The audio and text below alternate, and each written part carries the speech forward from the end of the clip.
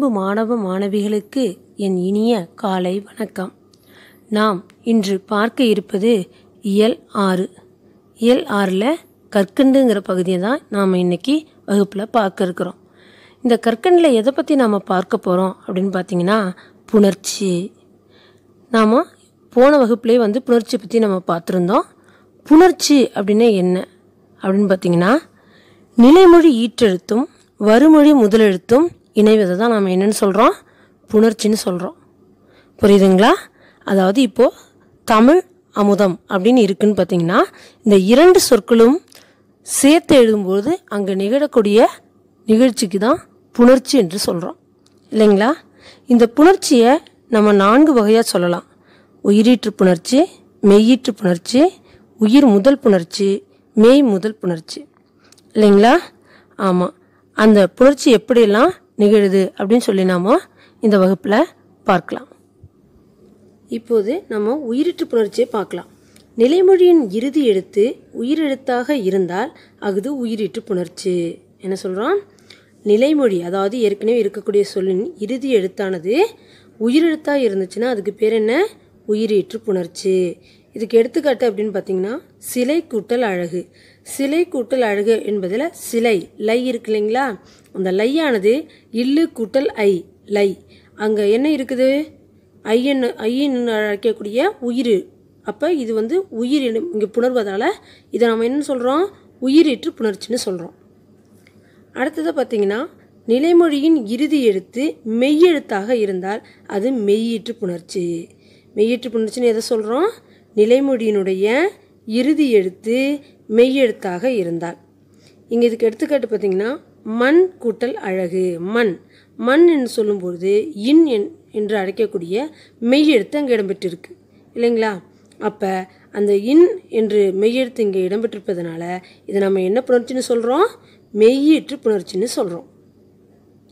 நம்ம இப்போ உயிரீற்று புணர்ச்சியையும் மெய்யீற்று புணர்ச்சியும் பார்த்துட்டோம். அடுத்ததாக என்ன பார்க்க போகிறோம்? உயிர் முதல் புணர்ச்சி. உயிர் முதல் அப்படின்னு பார்த்தீங்கன்னா இது வரைக்கும் நம்ம பார்த்தது நிலைமொழியின் இறுதி எழுத்து மாற்றங்கள் நிகழ்வதை. இப்போது நம்ம பார்க்க இருப்பது வருமொழியின் முதலெழுத்து. ஆக இப்போ வருமொழியில் முதலெழுத்து என்ன எழுத்தாக இருந்துச்சுன்னா இங்கே புணர்ச்சி ஏற்படுது அப்படின்னு பார்க்குறோம். வருமொழியின் முதலெழுத்து உயிரெழுத்தாக இருந்தால் அது உயிர் முதல் புணர்ச்சி. என்ன புணர்ச்சி? உயிர் முதல் புணர்ச்சி. இது பார்த்தீங்கன்னா பொன் கூட்டல் உண்டு. இந்த ஊ என்பது என்ன எழுத்து? இது வருமொழி தானே உண்டுங்கிறது. அப்போ உண்டு என்பதனுடைய முதல் எழுத்து ஊ, இல்லைங்களா? அப்போ இந்த ஊ என்பது இங்கே என்ன சொல்லும் பொழுது நூ என்று மாறுது. பொன் கூட்டல் உண்டு பொன்னுண்டு அப்படின்னு மாறுதா? அப்போ இந்த நூ என்று மாறக்கூடியதுக்கு பேர் தான் உயிர் முதல் புணர்ச்சி. அடுத்தது பார்த்தீங்கன்னா மெய் முதல் புணர்ச்சி. மெய் முதல் புணர்ச்சியில் என்ன வருது அப்படின்னு பார்த்தீங்கன்னா வருமொழியின் முதல் எழுத்து மெய்யெழுத்தாக இருக்குது. வருமொழிய முதல் எழுத்து என்ன எழுத்தாக இருக்குது? மெய்யெழுத்தாக இருக்குது. அப்போ இது என்ன செய்கிறோம்? மெய் முதல் புணர்ச்சின்னு சொல்கிறோம். பொன் கூட்டல் சிலை, பொற்சிலை. இந்த பொற்சிலை அப்படிங்கிறதுல சிலை என்பது வருமொழியினுடைய முதல் எழுத்து. இந்த வருமொழியினுடைய முதல் எழுத்து என்னவாக இருக்குது? ஈ என்னும் மெய்யெழுத்தாக இருக்குது. அதாவது இச்சு கூட்டல் ஈ. அப்போ அங்கே இச்சு என்பது என்ன எழுத்து? மெய்யெழுத்து. இது மெய் முதல் புணர்ச்சி. இதுவரைக்கும் நாம் புணர்ச்சியை பற்றியும் இதில் இருக்கக்கூடிய 4 பிரிவு, அதாவது உயிரீற்று புணர்ச்சி, மெய்யீற்று புணர்ச்சி, உயிர் முதல் புணர்ச்சி, மெய் முதல் புணர்ச்சி, இதை பற்றி பார்த்தோம். இப்போது இதில் இருக்கக்கூடிய வகை, புணர்ச்சியினுடைய வகை அப்படின்னு பார்த்தீங்கன்னா 2 வகையாக பிரிக்கலாம். ஒன்று இயல்பு புணர்ச்சி, மற்றொன்று விகார புணர்ச்சி. இயல்பு புணர்ச்சினா என்ன? விகார புணர்ச்சினா என்ன? இயல்பு என்றால் இங்கே புணர்ச்சி ஏற்படும் போது எந்த வகையான மாற்றமும் நிகழாமல் இயல்பாக இருக்கிறதுக்கு பேர் தான் இயல்பு புணர்ச்சி. நிலைமொழியும் வருமொழியும் எவ்வித மாற்றமும் இன்றி இணைவது இயல்பு புணர்ச்சி ஆகும். என்னன்னு சொல்லணும், புரியுதுங்களா? நிலைமொழியும் வருமொழியும் எவ்வித மாற்றமும் இன்றி இணைவது இயல்பு புணர்ச்சி. எடுத்துக்காட்டு பார்த்தீங்கன்னா தாய் கூட்டல் மொழி, தாய்மொழி. இதில் ஏதாவது மாற்றம் நிகழ்ந்திருக்கா? 2 சொல்லுக்கும் இடையில் ஏதாவது எழுத்துக்கள் தோன்றி இருக்கா? இல்லை.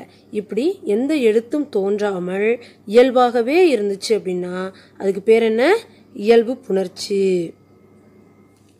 அடுத்ததாக பார்த்தீங்கன்னா விகார புணர்ச்சி. இந்த விகாரம் அப்படின்னா என்ன? இங்கே மாற்றங்கள் நிகழுது. இப்போ இயல்பு புணர்ச்சி அப்படிங்கும்போது அங்கே எந்த விதமான மாற்றமும் நிகழலை. அதே இரண்டு சொற்கள் இணையும் பொழுது மாற்றங்கள் நிகழ்ந்ததுன்னா அதுக்கு பேர் விகார புணர்ச்சி. இந்த விகார புணர்ச்சி வந்து எத்தனை வகையாக பிரிக்கலாம் அப்படின்னு பார்த்தீங்கன்னா 3 வகையாக பிரிக்கலாம். விகார புணர்ச்சி எத்தனை வகையாக பிரிக்கலாம்? 3 வகையாக பிரிக்கலாம். தோன்றல் விகாரம், திரிதல் விகாரம், கெடுதல் விகாரம். தோன்றல் அப்படின்னு என்னன்னு பார்த்தீங்கன்னா ஒரு எழுத்து புதிதாக அங்கே தோன்றுதல். இப்போ நிலைமொழியும் வருமொழியும் இணையும் போது புதிதாக ஒரு எழுத்து தோன்றுவதுக்கு பேர் என்ன விகாரம்? தோன்றல் விகாரம். இப்போ தமிழ் கூட்டல் தாய் இணைக்கும் பொழுது என்ன கிடைக்கும்? தமிழ்த்தாய். அப்போ இத்து என்ற எழுத்து அங்கே தோன்றி இருப்பதனால் அதை என்னன்னு சொல்கிறோம்? தோன்றல் விகாரம். அடுத்ததாக பார்த்தீங்கன்னா என்ன சொல்லியிருக்கோம்? திரிதல் விகாரம். இதில் பார்த்தீங்கன்னா நிலைமொழியும் வருமொழியும் இணையும் பொழுது ஒரு எழுத்து வேறு எழுத்தாக மாறுவது திரிதல். ஒரு எழுத்து வேறு எழுத்தாக மாறுவதற்கு பேர் என்ன? திரிதல் விகாரம். எடுத்துக்காட்டு பாருங்க. வில் கூட்டல் கொடி, வில் கூட்டல் கொடி விற்கொடி. அந்த இல் என்ற எழுத்து 2 எழுத்தாக திரிந்திருக்கிறது. அதனால இது என்னன்னு சொல்றோம்? நாம திரிதல் விகாரம் என்று அழைக்கிறோம். இப்போ நாம தோன்றல் விகாரம் பார்த்துட்டோம், திரிதல் விகாரம் பார்த்துட்டோம். அடுத்ததாக என்ன பார்க்க போறோம்? கெடுதல் விகாரம். நிலைமொழியும் வருமொழியும் இணையும் போது ஒரு எழுத்து மறைவது கெடுதல் விகாரம் என்று அழைக்கப்படுகிறது. ஒரு எழுத்து என்ன செய்யுது? மறைந்து போகுது. முதல்ல தோன்றுனுச்சு, அடுத்தது திரிந்தது, இப்பொழுது என்ன ஆகுது? கெட்டு போகுது. மறைந்து போகிறதுக்கு பேர் தான் கெடுதல்னு சொல்கிறோம். இல்லாமலே போகிறதுக்கு பேர் தான் கெடுதல். மனம் கூட்டல் மகிழ்ச்சி, மன மகிழ்ச்சி. அப்போ இங்கே வந்து என்னன்னு பார்த்தீங்கன்னா நிலைமொழி ஈற்றில் இருக்கக்கூடிய இம்மானது மறைந்து போயிருச்சு, கெட்டு போயிருச்சு இல்லையா? அப்போ இதுக்கு பேர் என்ன? கெடுதல் விகாரம். இப்போது இயல்புனா இயல்பாக, அதாவது நிலைமொழியிலையும் வருமொழியும் எந்த மாற்றமும் இல்லாமல் இயல்பாக இருந்துச்சுன்னா அதுக்கு பேர் இயல்பு. விகாரப்பட்டு இருந்தால் அதற்கு பேர் என்ன? விகார புணர்ச்சி. 2 சொற்கள் இணையும் போது ஒன்றுக்கு மேற்பட்ட விகாரங்கள் நிகழ்வதும் உண்டு. 2 சொற்கள் இணையும் பொழுது நம்ம வந்து தோன்றல், திரிதல், கெடுதல் அப்படின்னு சொல்லி பார்த்தோம். இப்போ என்ன சொல்கிறேன்னா, அதாவது ஒன்றுக்கு மேற்பட்ட விகாரங்கள் இங்கு நிகழும் அப்படின்னு சொல்லி பார்க்குறோம். அதாவது நாடகம் கூட்டல் கலை அப்படின்னு சொல்லும் பொழுது நாடக கலை, இதில் என்ன மாற்றம் நிகழ்ந்திருக்கு? இங்கு வந்து கெடுதல் விகாரத்தின்படி நிலைமொழி ஈற்றில் உள்ள மகர மெய் மறைந்தது. அடுத்ததை பார்த்தீங்கன்னா தோன்றல் விகாரத்தின்படி இக்கு என்னும் மெய் எடுத்து தோன்றி இருக்கிறது. இன்றைய வகுப்பில் நாம் எதை பார்த்தோம்? புணர்ச்சி பற்றியும் புணர்ச்சியினுடைய வகைகளை பற்றியும் தெரிந்து கொண்டோம் இல்லையா? இதெல்லாம் படித்து எழுதி உங்களுடைய வகுப்பாசிரியருக்கு நீங்கள் அனுப்பி வைங்க. பாடம் கவனித்த மாணவ செல்வங்களுக்கு நன்றி, வணக்கம்.